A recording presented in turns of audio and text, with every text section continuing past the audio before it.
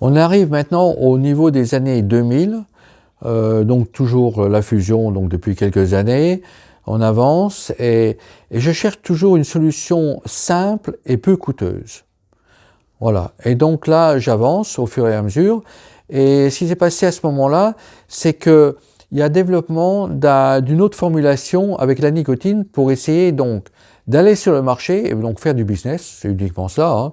Après les chewing-gums, les systèmes transdermiques, il y avait même un système de spray nasal qui existait, ouais, mais en test.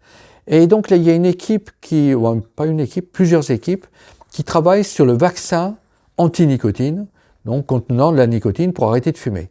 Et là, j'attendais cela aussi parce que j'allais avoir la confirmation que la nicotine en vaccin allait provoquer des chocs anaphylactiques.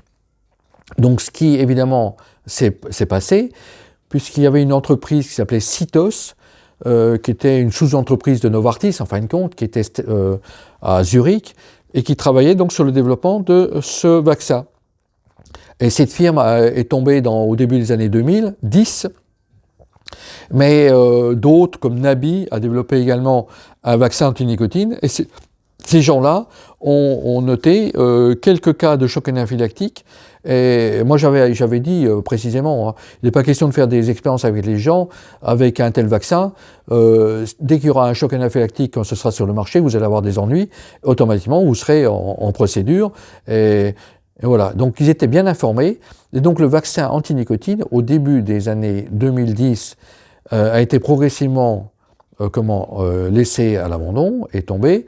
Et donc on voit que le développement de ce vaccin n'était pas de tout repos, parce que si par exemple la nicotine provoquait la dépendance, on aurait à tous les coins de rue des gens qui se piqueraient avec la nicotine. Or ce n'est pas le cas. Donc ça veut dire que la nicotine, en fin de compte, est un aptène qui peut provoquer des réactions de la peau, mais qu'elle n'est pas l'agent qui provoque la dépendance vis-à-vis du tabac. Voilà. Et ça, c'est encore un argument que j'ai développé plusieurs fois et qui m'a donné raison.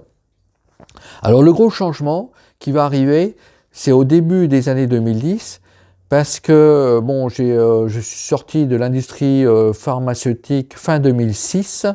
Voilà, donc il y a eu pas mal d'histoires à ce moment-là, parce que notre groupe donc a été dissous, je crois, en 2011.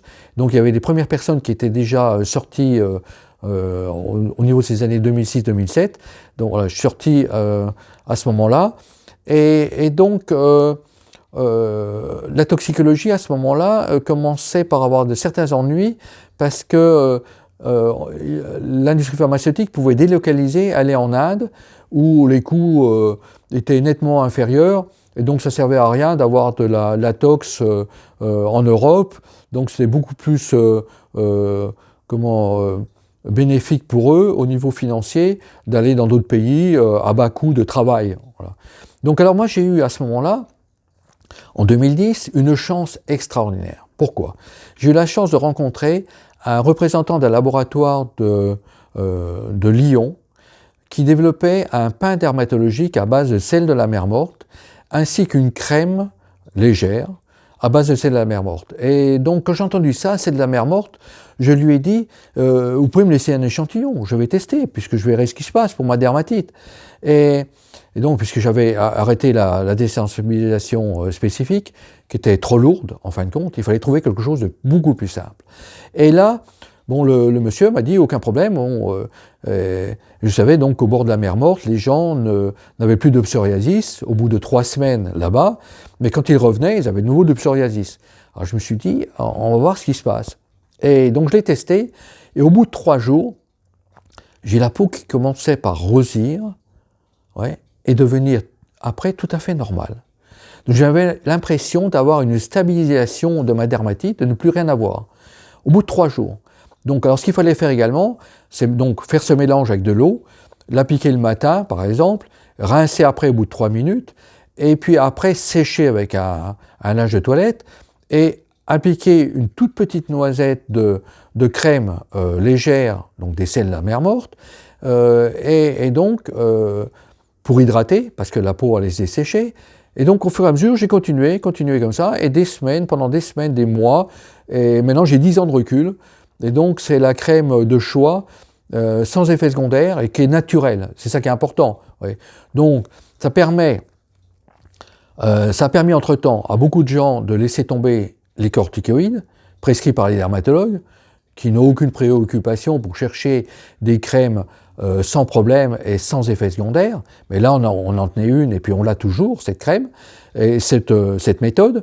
Et donc j'ai publié, alors dès 2011, 2012, 2010 également, j'ai publié, et après j'ai eu l'occasion de publier dans Kervox à Paris, où j'ai de nombreux papiers, pour démontrer que cette crème, ce dermopin, pouvait bloquer la dermite séborréique, le psoriasis et également la dermatite atopique.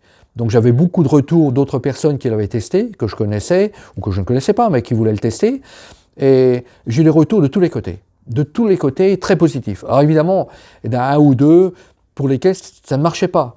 Mais après, il faut voir aussi une chose, c'est que voir l'environnement des gens. S'ils sont très sensibles à une molécule bien précise, bon, le dermopin et la crème ne seront pas d'une grande utilité. Alors, j'avais enfin une solution naturelle et à bas coût, parce qu'elle ne coûtait pratiquement rien. J'ai fait le calcul, c'est 10 centimes par jour, bon, c'est l'idéal en fin de compte.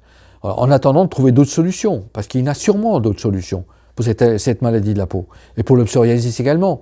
Voilà.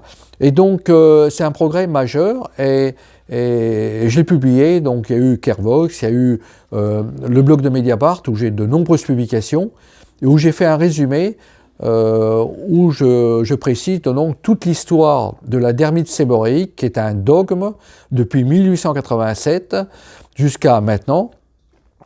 Et alors, ce qui est bizarre aussi, ce que j'ai publié aussi sur Mediapart, c'est que la Société française de dermatologie faisait un résumé des maladies de la peau pour tous les Français, et bizarrement, la dermite séborréique a disparu. Il nous évoque dedans la dermatite atopique, le psoriasis, le vitiligo, etc. La dermatite atopique disparue. Parce qu'évidemment, ils ont pataugé dans une histoire mais monumentale, et sans rien chercher, et en traitant les symptômes avec des corticoïdes. Ce qui est une honte. On ne traite pas symptomatiquement sans étiologie précise. On a le même problème maintenant avec la dermatite atopique, où il faut chercher les allergènes dans l'environnement et les traiter de façon convenable, avec une solution très simple. Voilà. Et donc ça, c'est... je vais faire mon résumé après, pour tout ce que je pense de ce système-là. Il faut cesser une fois pour toutes de traiter les symptômes. Il faut vraiment attaquer la cause des maladies. C'est ce que j'ai fait pendant toutes ces années-là.